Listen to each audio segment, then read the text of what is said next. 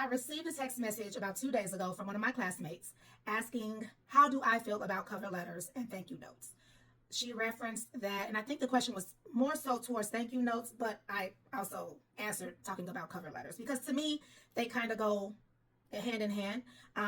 They take very little effort to create, but they can hold a great impact, especially if the company is down to the last two candidates and they're struggling to make a decision. I told you, I think earlier this week or last week, that sometimes when we're down to two candidates, we use personality and how they fit culturally into the organization, whether or not they're going to be a fit for the team. Well, another way to narrow down who to choose is, did that person send a cover letter, or did that person take the time to thank us for our time?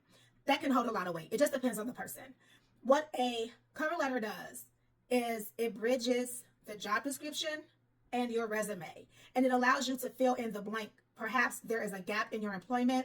Perhaps you shifted careers. Perhaps you were a teacher for a couple of years and then you moved into management. It gives you the opportunity to bridge the gap and fill in the blanks of things that are on your resume.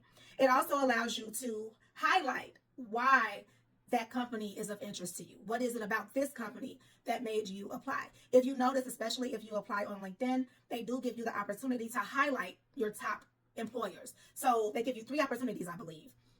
If you apply for 3 people, perhaps 2 of them are your top employers. They give you the opportunity to really surmise why this company is important to you.